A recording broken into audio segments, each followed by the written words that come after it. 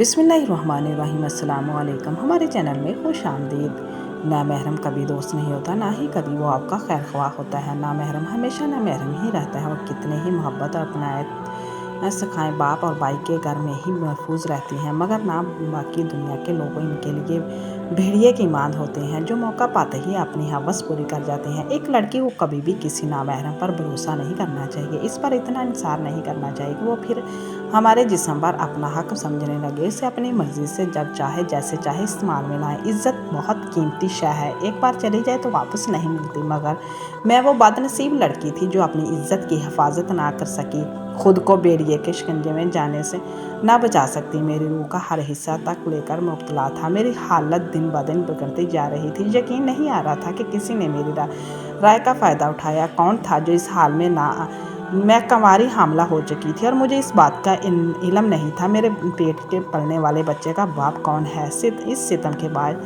किसी से भी बात नहीं कर सकती थी। मैं बहुत ज़्यादा अजियत में दिन रात रहती थी। कुछ दिनों से मेरी तबीयत काफ़ी ख़राब सी थी। मुझे चक्कर आते और कै महसूस होती थी। ये बीमारी कैसी अलामत थी कि मगर जो कुछ मेरी समझ में आ रहा था मुझे बहलाने के लिए काफ़ी था। मुझे मेरी दोस्त ने बताया कि जब ये अमल होता है ऐसी कैफियत हो जाती है। मुझे अपनी ऐसी कैफियत की खाने की कमी पेशी लग रही थी, मगर ऐसा नहीं था। दवाएं खाने के बाद भी तबीयत ठीक नहीं हो रही थी। इसीलिए मैं कॉलेज से अस्पताल चली आई थी ताकि अपना मुआयना करवा सकूं। मगर डॉक्टर ने जो कुछ बताया था वो मेरी रूह को फना करने के लिए काफ़ी था। मैं बहुत ज़्यादा सख्ती के साथ डॉक्टर की बताई हुई बात पर रही थी, मगर डॉक्टर जितने यकीन के साथ ये दावा कर रही थी, मुझे खुद में महसूस इन्हीं का एहसास हो रहा था। डॉक्टर की बात सच्ची या झूठी साबित करने के लिए मैंने अपने टेस्ट करवाने का फ़ैसला कर लिया। जब मैंने टेस्ट करवाया, जो कुछ देखा, इसके बाद मेरे पैरों तले से ज़मीन निकल गई। मैं हैरान हुई थी कि आखिर ये सब कैसे और कब हुआ, और मुझे अपनी आँखों पर यकीन नहीं आ रहा था। लेकिन होता भी कैसे जब मैंने ऐसा कोई काम ही नहीं किया था। मेरे साथ ये सब हो रहा था। मेरा तो शॉर्ट में जाना बनता ही था। फटी फटी आंखों से अपनी रिपोर्ट की तरफ देख रही थी, जो कि मेरे सदमे के कैफियत में थी। मेरी अपी कमरे में दाखिल हुई। मैंने जल्दी से हाथ पीछे कर दिए, अपनी रिपोर्ट छुपा दी, क्योंकि अगर अपी को पता चल जाता तो क्या होता था। जाने वो मेरे बारे में कैसे ख्यालात अपने जहन में लेकर आती। ऐसे ही मेरी बेगुनाही पर कैसे ख्यालात अपने जहन में मेरे लिए लेकर आती है। ऐसे बेगुनाही पर यकीन इसे आता या नहीं। अगर मैं क्योंकि इनको हकीकत बताती कि मैं नहीं जानती कि इसके बच्चे का बाप कौन है और किसने मेरे साथ ये जुल्म उठाया है, तो यकीनन आप भी मुझे गलत ही समझती, क्योंकि बगैर किसी औरत के मर्जी के कोई भी शख्स इसके इतने करीब नहीं आ सकता जबकि औरत खुद राज़ी ना हो। इस औरत के साथ ज़बरदस्ती ना की जाए। मगर अफसोस, ना तो मैं ये सब रजामंदी से कर रही थी और ना ही इसी ने मेरे साथ ज़ोर ज़बरदस्ती की थी। फिर ये सब कैसे हुआ था? इस बात का यही मतलब था कि किसी मेरी खबर का फ़ायदा उठाया था, मगर वो कौन हो सकता था? मेरे लिए ये मसला बहुत बड़ा बन चुका था और मैं किसी ऐसे हमदर्द की तलाश में थी जो मेरा मसला सुनते ही मुझे लाल तान करने की बजाय इसका हाल बताए। अभी तक मेरी शादी नहीं हुई थी और मैं कंवारी ही हामला हो गई थी। और मेरे लिए परेशानी की बात ये थी कि जब मैं अभी तक किसी भी मर्द के साथ ऐसे तल्लुकात कायम नहीं किए गए थे। मेरे बहनोई मेरे लिए आज फिर से एक नया सूट लाया था। इसका ये हर माह मामूल था, तो वो तनख्वाह मिलते ही मेरे लिए जोड़ा ज़रूर ले आता और मैं वो जोड़ा पाकर खुशी पहन लेती थी। पैसे तो वो मेरी आपी के लिए भी कपड़े लेकर आता था, मगर हर बाकायदगी से नहीं आते। मगर मेरा जोड़ा घर के दूसरे फरीकों की तरह बाकायदगी से आता था। मगर इस बार मैंने नया जोड़ा देकर खुशी नहीं की। मुझे जैसे ही पहले होती थी मैं खुश होती थी। पहले मेरे सर पर परेशानी आंख उठाए खड़ी थी। मुझे समझ में नहीं आ रहा था कि मैं इस मसले का हल किस तरह से निकालूं। इस बात को अपने घर में तो किसी को भी नहीं बता सकती थी। अलबत्ता बाहर मेरी कोई दोस्त होती तो मैं इसे ज़रूर बताती, मगर यहाँ तक कि मेरे साथ अजीब मामलात ही होते आए थे। आपकी तो एक तरफ कभी बहनोई भी घर से मुझे बाहर किसी के साथ दोस्ती नहीं करने देते थे। मैं जान ही नहीं पाई कि किसी बात का डर था कि शायद वो मेरे सरपरस्त थे, वो इस घर के सरबराह थे। मेरे लिए सही गलत सोचने के लिए اختیار تھا، اسی لیے مجھے دوستیاں کرنے نہیں دیتے تھے۔ میری الماری بالکل کپڑوں سے بھری ہوئی تھی۔ میرے آنے والا سوٹ میرے لیے جب بھی وہ نیا سوٹ لے کر آتا تھا مجھے بہت خوشی ہوتی تھی، مگر اس بار لائے ہوئے سوٹ کو میں کہتی ہوں کیا تھا کہ میری ایسی کیفیت میری اپی اور میرے بہنوئی نے نوٹ کر لی تھی اور ان سے بار بار اداسی کی وجہ پوچھ رہے تھے، مگر میں انہیں کچھ بھی نہیں بتا رہی تھی۔ انہیں بتانے کے لیے ویسے بھی میرے پاس کچھ تھا ہی نہیں۔ پریشان تھی کہ آخر یہ سب ہوا کیسے، وہ کون ہے جو میرے ساتھ اس طرح سے کھیل کھیل دیا اور مجھے اس بات کی خبر بھی نہ ہوئی، کیونکہ بہرحال اس کے علاوہ ہمارے گھر میں کوئی بھی مرد نہیں آتا تھا۔ یہی بات مجھے زیادہ پریشان کر رہی تھی اور کچھ نہ بن پڑی تو پھر میں نے اپنے دروازے پر آنے والی ایک عورت کے ساتھ اتنا مسئلہ بیان کیا کہ قسم کھا کر اسے یقین دلایا کہ میں کنواری ہوں، میری شادی ابھی تک نہیں ہوئی اور نہ ہی میں نے کبھی کسی مرد کے ساتھ تعلقات قائم کیے، پھر بھی میں حاملہ ہو چکی ہوں۔ پاگل عورت سن کر میرے چہرے کی طرف دیکھتی رہی اور پھر اس نے جو کہا اس نے میرے ہوش اڑا دیے۔ مسئلہ اتنا بڑا ہوگا یہ تو میں نے سوچا ہی نہیں تھا۔ جس سے ملنگ عورت کی باتیں سنتی جا رہی تھی میری رنگت تبدیل ہوتی جا رہی تھی۔ خوف سے مجھے لگا میری سانس بند ہو جائے گی، مگر ایسا کچھ بھی نہیں ہوا تھا۔ وہ میری طرف دیکھتے ہوئے مسکراتے ہوئے وہاں سے چلی گئی، جبکہ میری ٹانگوں میں اتنی جان بھی نہ بچی تھی کہ میں واپس کمرے میں جا کر دروازہ بند کر لیتی۔ میں جانے قدرت میرے ساتھ کیسا کھیل کھیل رہی ہے، مگر اب ضروری ہو چکا تھا کہ میں اس مسئلے کو اپنے بہنوئی ابھی دونوں میں سے کسی ایک کے ساتھ ڈسکس کروں، کیونکہ میں کسی ایک کے ساتھ ڈسکس کرنے سے ہی اس معاملے کو اب بہت آگے جا چکا تھا۔ اور کھڑے ہوئے جا کر آنے لگے تو اس نے گرنے سے بچانے کے لیے دروازے کو تھاما۔ جب اچانک میری وہی حالت ہوئی، گھر میں داخل ہوا، جس طرح سے کھڑے دیکھ کر گھبرا گیا تو اسے جلدی سے مجھے سہارا دیا اور کمرے میں لے گیا۔ ملنگ والی کہی بات میرے ذہن سن کر چکرا گیا تھا، گونج رہی تھی میرے ذہن میں، بہت برے طریقے سے ڈر گئی تھی۔ میں حیران تھی کہ میں اتنی خوبصورت بھی نہیں تھی۔ پھر میرے ساتھ یہ سب کیا ہوا تھا؟ نہ میرے بال اتنے لمبے تھے، نہ میں خوشبو استعمال کرتی تھی، البتہ یہ ضروری تھا کہ میں نماز کی بہت پابند تھی۔ میں جب الگ وقت سے مسئلہ بیان کیا تو اس نے مجھے کہا کہ اگر میں کسی مرد کے ساتھ ایسے تعلقات قائم نہیں کیے تو یقیناً یہ دوسری مخلوق ہے جو مجھے پر عاشق ہو کر میرے جسم پر حاوی ہو کر تعلقات قائم کر چکی ہے۔ مجھے اس بات کی خبر بھی نہیں ہوئی تھی۔ میں حیران تھی کہ آخر یہ سب کب ہوا اور اب میں اس دوسری مخلوق کے بچے کی ماں بننے والی تھی۔ یہ میرے لیے اور بھی زیادہ پریشان فیل تھا۔ پریشان میں کچھ بھی ایسا نہیں لگ رہا تھا کہ طبیعت خراب ہو رہی تھی، وہ چکر آ رہے تھے۔ میں نے بغیر گھر میں اپنے بہنوئی کو بتائے خود ہی اس مسئلے کا حل نکالنے کا فیصلہ کیا۔ مجھے اس ملنگ عورت پر پورا یقین تھا اور میری کلاس فیلو ان طویل دھاگوں پر معاملات میں کافی زیادہ معلومات رکھتی تھی۔ اسے پتہ تھا کہ کون سا بزرگ ہے اور جو جنات وغیرہ کا توڑ کرتے ہیں۔ مجھے امید تھی کہ یہاں میرے کام بن جائے گا، کچھ نہ کچھ میری مدد ہو جائے گی، اس لیے بغیر سوچے سمجھے اپنے اس کلاس فیلو کا نام لیلا تھا اس کے پاس جا پہنچی۔ وہ مجھے ایک بزرگ بابا کے پاس لے کر گئی۔ اس بابا جی نے میرے ساتھ اس کے بارے میں نے سوچا دنیا میں آپ کو ہر طرح کے انسان ملتے ہیں، اچھے برے۔ یہ میری بدقسمتی تھی کہ شاید مجھے اپنی زندگی میں صرف برے انسان ملے تھے، وہ میرے سکے رشتے تھے یا ستیلے، سب نے مجھے بس افسانہ نقصان ہی پہنچایا تھا۔ ابھی کسی ذات سے میں نے حاصل نہیں کیا تھا۔ جب میں خود اپنے مسائل پر ڈھونڈنے کے لیے حل نکالتی اس دنیا کی بھیڑ میں، تب بھی میرے ساتھ اس دنیا کے لوگوں نے اس دل جہاں سلوک کیا تھا۔ وہ میری دوست بابا جی کے مزار پر بیٹھے ہوئے تھے۔ اپنی باری پر ہم بابا جی کے کمرے میں تشریف لے گئی۔ بابا جی کی آنکھیں مجھے دیکھ کر چمک رہی تھی۔ بابا جی کی آنکھوں میں عجیب قسم کی گندگی ناچ رہی تھی، مگر میں نے اسے پریشانی میں سمجھ نہیں پایا تھا۔ مجھے بابا جی کے سامنے اپنا مسئلہ بیان کرتے ہوئے بہت زیادہ شرم آ رہی تھی،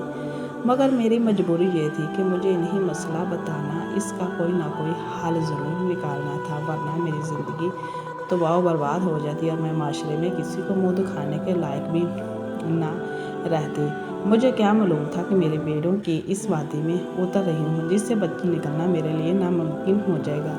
वो हवस परस्त नज़रों से मेरी जानब देख रहा था और मैं इसकी जानब देख रही थी। अपने मसले में उलझी हुई थी, इसके लिए कोई ना कोई हाल निकालने की इल्तिजा कर रही थी। बाबा ने मुझे 3 दिन के बाद अकेले आने के लिए एक साथ रात की पुड़िया दी और अपने बिस्तर के इर्द गिर्द फैलाने को सोया करो, मैं दूसरी मखलूक के शर से महफूज रहूँगी। वो जिन मेरे करीबी नहीं आ सकेगा। अब इसके करीब आने से मुझे कोई फ़र्क नहीं पड़ता। इसकी वजह से मैं हामला तो हो गई, मगर मैं अभी एहतियात बरतने लगी थी और रात को अपने बिस्तर के गिर्द फैलाकर लेट गई। इस रात अखलाकी मखलूक बहन बहनोई भी अपने कमरे में सो रहे थे। मैं सोच रही थी कि अपनी बहन को इस बारे में बता दूं। फिर इसके गुस्से को सोचते हुए मैं बात रहने दिया, क्योंकि ना जाने मेरी बहन मेरे बारे में क्या सोचती। शायद तो मेरी बात को मनगढ़ कहानी समझती, क्योंकि इस कहानी को इस मसले के रहते हैं। मेरी भूख प्यास सब कुछ छूट गया था। मेरी बहन बहनोई समझ रहे थे कि शायद मेरी तबीयत ख़राब है। इसी रात भी मेरा कोई बहुत इसरार के बाद मेरे लिए दूध का एक गरम करके लाया था। बहुत इसरार करके मुझे बुला रहा था, मगर मेरे पीने का बिल्कुल भी दिल नहीं कर रहा था। मैंने इसके सामने एक तो वो दूध के 2 घूंट पिए, मगर मुझे कै आने लगी। मैंने सब वॉशरूम में जाके गिरा दिया। बहनोई ने कहा कि मैं दूध पी लिया। मेरी बहनोई मेरे सर पे हाथ फेर कर चला गया। अल्लाह ताला का शुक्र अदा करने लगी कि अल्लाह ताला ने जहाँ में मुझे रिश्ते छीन लिए थे, वहीं मेरे आपी और बहनोई की सूरत में मुझे कितने अच्छे रिश्ते तो दिए थे, जो हर तरह से मेरा ख्याल रखते थे, मेरी परेशानी और इनको परेशान कर देती थी। और यही बात मुझे तसल्ली देती थी कि इसके जहाँ फ़ानी में कोई और तो अपना जो मेरा मुखलिस और ख्याल रखने वाला है नहीं। मैंने इनकी लंबी ज़िंदगी के लिए दुआएं मांगी और सोने के लिए लेट गई। नींद मेरी आँखों से कोसों दूर थी। मेरे बाबा जी को दी हुई राग चलाकर चारपाई के गिर्द फैला लिया, जब अचानक मुझे अपनी टांगों पर किसी का नफ्स महसूस हुआ। खौफ की शिद्दत से मेरी सांस रुकने लगी। मैं बेहस बहरकत पड़ी हुई थी और सोच रही थी कि बाबा जी की दी हुई राख को बिस्तर के गिर्द किनारे के बावजूद वो जिन मेरे तक रसवाई कैसे हासिल कर गया। वो अल्फाज आस्ता आस्ता मेरे ऊपर आ रहा था और मुझे हावी होता जा रहा था। मुझे बेलबास किया जा रहा था। मैं खौफ की शिद्दत से आंखें भी नहीं खोल रही थी। खौफ ने जैसे मेरी रूह फना कर दी थी। इस खनस ने खामोशी से अपना काम किया और वहाँ से चला गया, जबकि मैं आंखें खोलकर भी देखना नहीं गवारा किया। आखिर ये क्या चीज़ है। और शायद यही मेरी ज़िंदगी सबसे बड़ी गलती थी, जिसका अजाला सारी ज़िंदगी नहीं हुआ पाया था। मेरा बहनोई फिर से मेरे लिए दूध लेकर आया। मैंने बहनोई के जाते ही वो दूध फेंक दिया और रात को अपने बिस्तर के गिर्द राख जला दी, अच्छी तरह से डालकर सोने के लिए लेट गई। अचानक वो लफ्ज़ मुझे दोबारा महसूस होने लगा। मैंने सोच लिया कि आज आँखें खोलकर ज़रूर देखूंगी कि अगर वो जिन मुझे मार भी डालता है तो मुझे इस बात की कोई परवाह नहीं, क्योंकि रसवाई की ज़िंदगी से जीने से बेहतर था कि मैं एक ही मर्तबा मर जाती। मैं खौफ ज़्यादा थी और अपने इसी बात पर ध्यान ही नहीं दिया कि वो लम्स जो मुझे महसूस हो रहा था वो तो मादी वजूद रखता था। मगर अगले दिन मेरे जहन में ये बात आई और मैं इसी बारे में काफ़ी देर तक सोचती रही, मगर इन सब बातों को मैं बस सोच सकती थी। इनका कोई हल निकालना मेरे लिए पास बात नहीं थी। इसलिए मैंने इस बात को अपने जहन से झटक दिया और यही मेरी सबसे बड़ी गलती थी। मेरा बहनोई दूध का कप लेकर आया था, लेकिन हमला होने की वजह से वो दूध मुझे बिल्कुल भी अच्छा नहीं लगता था। आज तीसरा दिन था। अगले दिन मुझे हर हाल में अकेले बाबा जी के पास आए और अपने ऊपर आई मुसीबत का कोई ना कोई हल निकालना था। जी जनाब से बहुत डर लगने लगा था। ये समझ आगे मुझे नुकसान नहीं पहुंचा सकते, इसीलिए मुझे इस बाबा से मुस्तकिल इलाज करवाना चाहिए जब तक ये मेरा पीछा नहीं छोड़ते। मैंने सोने के लेटी ही थी कि मुझे अपनी टांगों पर फिर से वही लम्स महसूस हुआ जो आस्ता आस्ता मुझ पर हावी होता जा रहा था। जब मैंने अचानक आंखें खोल कर देखा, मेरा दिल धक से रह गया। मेरे साथ जना जैसे गुनाह का मर्तब होता वजूद किसी जिन का नहीं बल्कि इंसान का था, और वो इंसान कोई और नहीं बल्कि मेरा अपना बहनोई था। दुख, तकलीफ़, परेशानी, ये सब अल्फाज बहुत छोटे हैं। ये तो कैफियत इस वक्त मुझ पर गुजर रही थी। मैं इसे बयान करने से कासिर हूँ। मैंने बेख्तियारा अल्लाह ताला से अपने मरने की दुआ मांगी थी, क्योंकि ऐसी ज़िंदगी से मौत 1000 गुना अच्छी थी। ज़्यादा रिश्ते जैसों मेरा मान और भरोसा उठ गया था। मेरा दिल कर रहा था कि उठकर कहीं भाग जाऊं, किसी ऐसे वीराने में जाकर बसेरा कर लूं, या किसी भी इंसान का नामो निशान तक ना हो। मेरा इस दुनिया में कोई नहीं था। मेरी उम्र 17 साल की थी जब मेरी माँ बाप फौत हो गए कि कोई हमारा भाई नहीं था। मेरी और मेरी आपकी 2 ही बहनें। मेरी आपी की उम्र 23 साल की थी। इसकी शादी हो चुकी थी और एक छोटा सा बच्चा भी था। माँ बाप की वफ़ात के बाद रिश्तेदारों की धोखे से हमारा घर छीन लिया और मुझे बेआसरा कर दिया। तब मेरी आपी मुझे अपने घर लेकर आई और बहन बहनोई ने मुझे इतना प्यार दिया कि माँ बाप की मौत का गम मुझे कब महसूस होने लगा। बुरे वक्त पे रिश्तेदारों का सलूक याद आता तो मेरी आंखें बाहर आती थी, मगर माँ बाप जैसे बहन बहनोई ने बहुत मोहब्बत से दिल में शुक्र अदा करती थी और एहसास पैदा कर दिया था। बहनोई हर महीने मेरे लिए नया जोड़ा लेकर आते थे। आपी को बोलते थे कि अपने शौहर को मना करें कि वो हर महीने अपनी सैलरी से मेरे लिए नया जोड़ा लेकर क्यों आते हैं। मेरे पास पहले ही बहुत सारे जोड़े पड़े हुए थे और मैं कहीं ज़्यादा आती जाती भी नहीं थी। मुझे शर्मिंदगी ये भी होती थी। इस महंगाई के दौर में वो बाकायदगी से हर माह मेरे लिए न्यू जोड़ा ज़रूर लेकर आते थे। जब मैंने आपी को इस बात का कहा, आपी ने मुझसे कहा कि अगर मैंने इनको मना किया तो वो नाराज़ हो जाएंगे। मैं तो कभी भी अपने घर वालों की कमी नहीं महसूस होने नहीं देना चाहती, इसीलिए तुम्हारा इतना ख्याल करते हैं और तुम्हें अपनी ज़िम्मेदारी समझते हैं। इसीलिए मैं चुप होगी, मगर हकीकत यही थी। मुझे अपने इतने नवाज़ाशात पसंद नहीं थी। मेरे ही बहनोई मेरे लिए इतना कुछ कर रहे थे, मगर फिर अचानक मेरी तबीयत ख़राब महसूस होने लगी। कॉलेज में मेरे साथ बैठने वाली एक दोस्त ने बताया कि जब अमल हो तो उल्टियाँ आती हैं। मैं ज़्यादा चालाक ना ही मुझे दुनियादारी के बारे में ज़्यादा खबर थी। अपनी दोस्त की इस बात को समझते हुए मैं वापसी पर डॉक्टर के पास चेकअप करवाने के लिए चली गई। मैं खौफ की अजीब सी कैफियत में मुब्तला थी, जिसे कोई नाम भी दिया नहीं जा सकता। कोई गलत काम ना करने के बावजूद मेरी इस बात पर ही दिल उड़ा हुआ था कि होना ज़रूर मैं माँ बनने वाली हूँ। डॉक्टर ने मुझे बताया कि हाँ, मगर मुझे इसकी बात की यकीन नहीं आता, क्योंकि मेरी तो अभी तक शादी नहीं हुई थी। जब मैं डॉक्टर से ये बात की तो उसने कहा कि इन्हें आपको हमल है, आप इस बात को सख्ती से समझ लें। जब लेट कर डॉक्टर ने कहा कि अपनी प्रेगनेंसी टेस्ट करवा लो, अभी दूध का दूध और पानी का पानी हो जाएगा। मैंने अपनी प्रेगनेंसी टेस्ट करवाया तो मेरी रिपोर्ट मुस्बत आई। डॉक्टर की जाती हुई नज़रों से मुझे देखने लगी, जैसे कह रही हो कि देख लो, मैंने सच कहा था ना। मुझे नदामत के मारे अस्पताल की दीवारें खुद पर हंसते हुए महसूस हो रही थी, मगर मैं हैरान होना भी बनता था, क्योंकि मेरी ज़िंदगी में कभी कोई मर्द नहीं आया था। मैं नमाज रोज़े की पाबंद थी, ऐसे कामों से बहुत दूर रहती थी, मगर अब ये पता लगाना बहुत ज़रूरी हो गया कि मेरे साथ ही सब करने वाला कौन था और इसका इंसाफ के पीछे क्या मकसद था। मेरे पास ऐसा कोई रास्ता मौजूद नहीं था जिसके साथ मैं अपनी परेशानी शेयर करती और मुझे पर खलूस तरीके से इस्तेहाल बनाता। दरवाजे पर मुझे एक तो बुलंद औरत मिली। ज़हनी दबाव के ज़ेर असर में इसे तमाम बातें बताई और इससे मदद की दरख्वास्त की। मेरी बात सुनकर इस औरत ने कहा कि मुझ पर कोई जिन आशिक हो गया है और मुझे हमला हो जाना ये जिन किसी का काम है। अब मुझे किसी अल्लाह वाले की तलाश थी जो मेरे इस जिन से पीछा छुड़वा सकता। पहले कॉलेज से वापसी पर बाबा जी के पास जाने का प्लान बनाया और अपनी क्लास वालों के साथ बाबा जी के पास चली गई, जिसने इस बात की तस्दीक की कि वाकई मुझे हमल है, मगर बाबे ने भी मेरा फ़ायदा उठाना चाहा। बस मेरे साथ अकेली कमरे में ज़बरदस्ती करनी चाहिए और तो शुक्र है कि वहाँ से मैं भाग गई।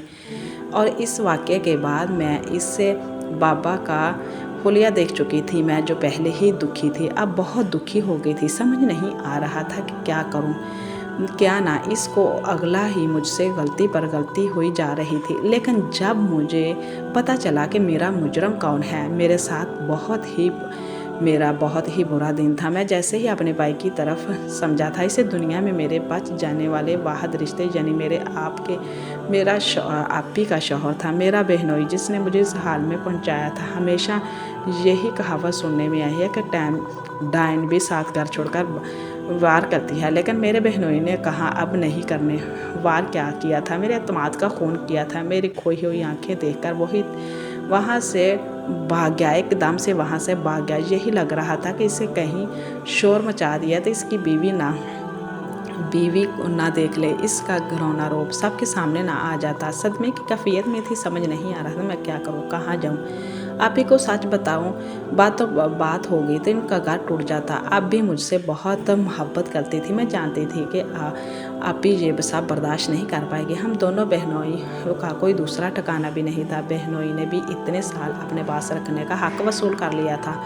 حقیقت یہی تھی کہ محرم مرد کے سوا کوئی مرد واپس آگاہ نہیں ہوتا۔ آج میں نے اپنے رب سے شکایت کی تھی، کاش میرا کوئی بھائی ہوتا تو کسی کی ہمت نہ ہوتی میرے ساتھ کرنے کی۔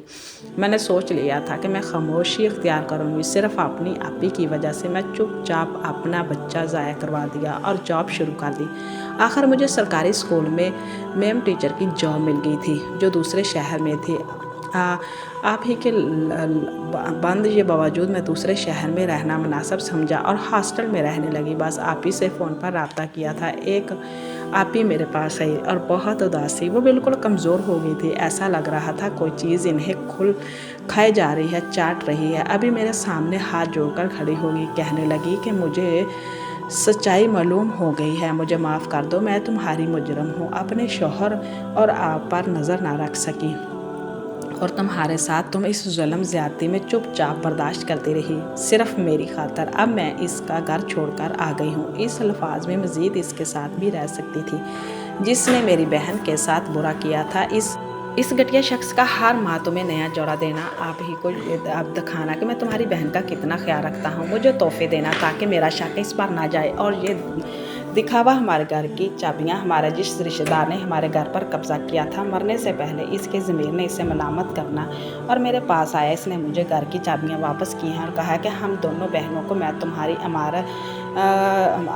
گھر بتانے آیا ہوں۔ اس گھر پر ناجائز قبضہ کیا رکھا تھا، اب میرے پاس ٹائم کم ہے اور میں یتیموں کا مال کھایا ہے۔ اس حال میں اپنے رب سے معافی مانگنا چاہتا ہوں، تم لوگوں کو یہ گھر واپس دینا چاہتا ہوں، تم لوگوں سے معافی چاہتا ہوں۔ میں اتنے سال تم لوگوں کو در بدر کیا اور ہمیں گھر لوٹا کر اس دنیا سے جا کے جن لوگوں نے ہمارے ساتھ برا کیا سب اپنے انجام کو پہنچ چکے ہیں۔ میرے شوہر بھی تمہارا ساتھ برا کیا، اب ایک ہاتھ سے ان دونوں کی ٹانگیں معذور ہیں۔ اس نے رو کر مجھ سے معافی مانگ لی، اپنے جرم کا اعتراف کیا۔ اس نے تمہارے ساتھ غلط کیا، اسے سارے تعلقات ختم کر کے یہاں آئی ہوں۔ ایسے شخص کو نہ کبھی معاف نہیں کر سکتی۔ اب تنہائی اس کی سزا ہے۔ ہم دونوں بہنیں ایک دوسرے کے گلے لگ کر بہت روئی۔ میں نے اپنا ٹرانسفر اسی شہر میں کروایا جہاں ہمارا گھر تھا۔ ہم دونوں بہنیں اب ایک ساتھ رہنے لگی ہیں۔ میری بھتیجے کی معصوم باتیں حرکتوں سے ہمارا دل بہلتا تھا۔ ہم وقت اپنے غم بھلاتے تھے۔ زندگی میں بھی ایسا ہی گزر رہی تھی۔ ہم دونوں بہنوں نے اپنی زندگی میں آگے بڑھنے کا فی الحال تو نہیں سوچا، لیکن ہمارا دکھ بھی تازہ ہے۔ جو خون ہمیں قریبی رشتہ داروں نے دیا تھا ابھی پوری طرح سے نہیں بھرے۔ ہو سکتا تھا وقت کے ساتھ ساتھ وہ زخم بھی بھر جاتے ہیں اور ہم اپنی زندگی میں آگے بڑھ جاتے ہیں، لیکن ان سب سے مجھے اس بات کا اندازہ ہوا ہے کہ ماں باپ کسی کا سایہ دار درخت کی طرح ہمارے اوپر سایہ کیا رکھتے ہیں، لیکن جب یہ سایہ ہمارے سروں سے چھین لیا جائے تو وقت کی گھڑی دھوپ ہمیں جلا کر راکھ کر دیتی ہے۔ ایک لڑکی کی عزت کہیں بھی محفوظ نہیں رہتی۔ میرا بہنوئی اپنے حصے کی سزا کاٹ رہا ہے، اس کی سزا اسے مل چکی ہے، پابندیاں نہیں ہیں۔ اسلام اگر نامحرم سے پردہ کرنے کا حکم دیتا ہے تو اس سے میل جول سے منع کرتا ہے تو اس میں بھی بہت بڑی حکمت پوشیدہ ہے۔ اللہ اپنے بندوں کے حق میں ہمیشہ مہربان ہے، مگر ہم انسان نادانی کر جاتے ہیں۔ پلیز ہمارے چینل کو سبسکرائب کریں تاکہ آپ کو اچھی ویڈیو سننے کو ملے۔ اللہ حافظ۔